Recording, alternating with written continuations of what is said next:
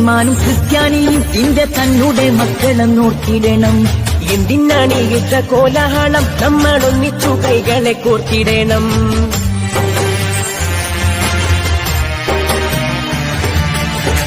മുസൽമാനും ക്രിസ്ത്യാനിയും ഇന്ത്യ തന്നുടെ മക്കളെ നോക്കിയിടണം.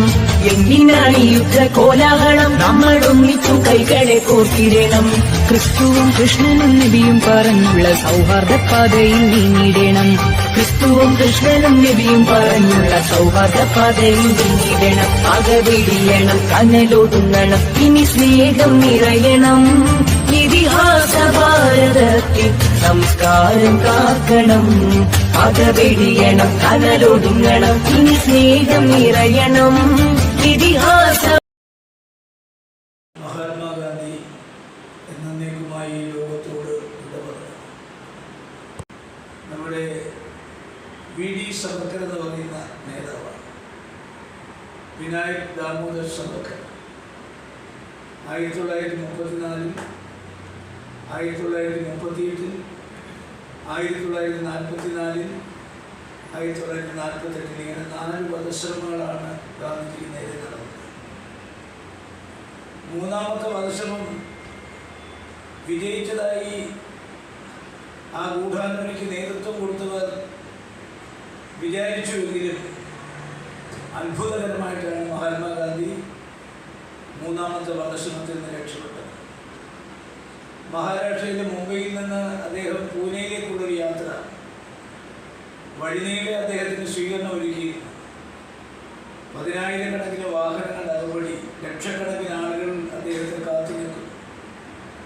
ഈ വാഹനവ്യൂഹം, ആ വാഹനവ്യൂഹത്തിൽ തടസ്സമുണ്ടായപ്പോൾ മുംബൈയിൽ നിന്ന് അടുത്ത സ്വീകരണ സ്ഥലത്തേക്ക് പോകുന്ന വഴിക്ക് അദ്ദേഹത്തിന് കാറ് മാറി കയറേണ്ടി വന്നു. ഗൂഢാലോചന നടത്തിയ ആളുകൾ മഹാത്മാഗാന്ധി സഞ്ചരിച്ചിരുന്ന കാറിൽ ടൈം ബോംബ് വെച്ചിരുന്നു. അപ്പോൾ ബോംബ് പൊട്ടുന്ന സമയം കൃത്യമായിട്ട് അവർക്കറിയാം. അപ്പോൾ സ്വാഭാവികമായി മുംബൈയിൽ നിന്ന് സ്വീകരണ തിരക്കിനിടയിൽ ഇദ്ദേഹം വണ്ടി മാറി മറ്റൊരു വണ്ടി കയറുകയും ഈ വണ്ടി ആ തിരക്കിൽ നിന്ന് കുറെ അകലം മാറിയപ്പോൾ പൊട്ടിത്തെറിക്കുകയുമാണ്. അത് മഹാത്മാഗാന്ധി വധിക്കപ്പെട്ടു എന്ന ഒരു വാർത്ത പരന്നെങ്കിലും അത്ഭുതകരമായിട്ടാണ് അദ്ദേഹം അന്ന് രക്ഷപ്പെട്ടത്. ഈ വാഹനത്തിൽ നിന്ന് അദ്ദേഹം മറ്റൊരു വാഹനത്തിൽ കയറിയ വിവരം അദ്ദേഹത്തെ കൊല്ലാൻ ഉദ്ദേശിച്ച ആളുകൾക്ക് മുൻകൂട്ടി അറിയാൻ സാധിക്കാത്തതുകൊണ്ടാണ് അദ്ദേഹം അത്ഭുതകരമായി രക്ഷപ്പെട്ടത് എന്ന് ഞാൻ പറയുന്നത്. പക്ഷെ വീണ്ടും അവിടെ 4ാമത്തെ ഉദ്യമം വൈകുന്നേരം 5 മണിക്ക് ബിർള മന്ദിറിൽ വെച്ച് നടന്നു. ബിർള മന്ദിറിൽ പ്രാർത്ഥനയ്ക്ക് വന്ന അദ്ദേഹത്തെ വണങ്ങാനായി എന്ന ഭാവേന നഥുറാം മേനോനെ ഗോഡ്സെയും നാരായണാപ്റ്റെയും കൂടി സമീപിക്കുകയും അദ്ദേഹത്തിൻ്റെ കാലിൽ തൊട്ട് വന്നിട്ടതിന് ശേഷം അദ്ദേഹം എഴുന്നേറ്റപ്പോൾ അദ്ദേഹത്തിൻ്റെ നെഞ്ചിലേക്ക് നഥുറാം മേനോനെ ഗോഡ്സെ തുരുതുര വെടിവെക്കുകയും മഹാത്മാഗാന്ധി അവിടെ വെച്ച് മരണമടയുകയും ചെയ്തു. പക്ഷെ ഇന്ദിരാഗാന്ധിയെ പോലെ തന്നെ അദ്ദേഹത്തിൻ്റെ മരണവാർത്ത സ്ഥിരീകരിക്കാൻ കുറേ സമയമെടുത്തു. അന്ന് രാത്രി 8:30 പണ്ഡിറ്റ് ജവഹർലാൽ നെഹ്റുവാണ് ഓൾ ഇന്ത്യ റേഡിയോയിലൂടെ ഞെട്ടിപ്പിക്കുന്ന വാചകം, നമ്മുടെ ജീവിതത്തിൽ നിന്ന് ഒരു വെളിച്ചം അണഞ്ഞിരിക്കുന്നു എന്നാണ്. അപ്പോൾ ആ ഓൾ ഇന്ത്യ റേഡിയോയിലൂടെ ഇന്ത്യയുടെ പ്രധാനമന്ത്രി നമ്മുടെ ജീവിതത്തിൽ നിന്നൊരു വെളിച്ചം അണഞ്ഞിരിക്കുന്നു എന്ന് പറയുമ്പോൾ അദ്ദേഹത്തിൻ്റെ ശബ്ദമിടറി, കണ്ഠമിടറി, അദ്ദേഹം വിങ്ങിപ്പൊട്ടുന്ന ഹൃദയവുമായിട്ടാണ് മഹാത്മാഗാന്ധിയുടെ വധം ലോകരാഷ്ട്രങ്ങളെ ഓൾ ഇന്ത്യ റേഡിയോയിലൂടെ അറിയിച്ചത്. അങ്ങനെ നമ്മുടെ രാഷ്ട്രപിതാവ് എന്നേക്കുമായി ലോകത്തോട് വിടവാങ്ങി.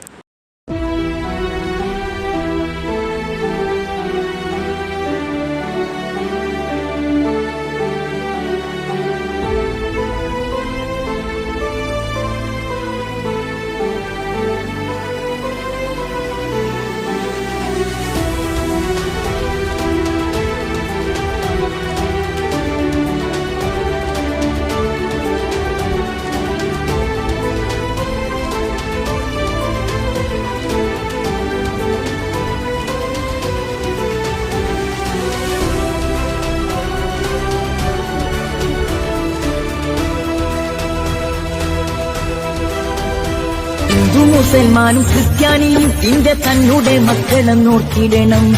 എന്തിനാണ് യുദ്ധ കോലാഹലം, നമ്മളൊന്നിച്ചു കൈകളെ കോർത്തിടണം.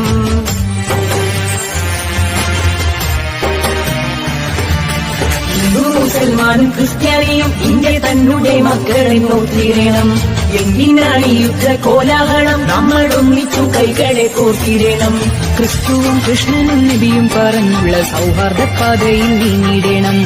ക്രിസ്തുവും കൃഷ്ണനും നബിയും പറഞ്ഞുള്ള സൗഹാർദ്ദ പാതയിൽ നീങ്ങിടണം. അകവിടിയണം, കനലൊടുങ്ങണം, ഇനി സ്നേഹം നിറയണം.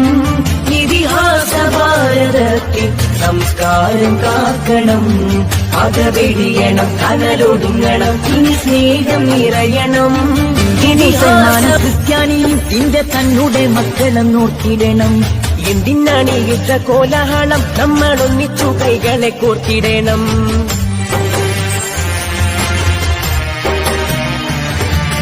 ഹിന്ദു മുസൽമാനും ക്രിസ്ത്യാനിയും ഇന്ത്യ തന്നെ മക്കളെന്നോർത്തിടണം. എന്തിനാണ് യുദ്ധ കോലാഹലം, നമ്മളൊന്നിച്ചു കൈകളെ കോർത്തിടണം. ക്രിസ്തുവും കൃഷ്ണനും നബിയും പറഞ്ഞുള്ള സൗഹാർദ്ദ പാതയിൽ നീങ്ങിടണം.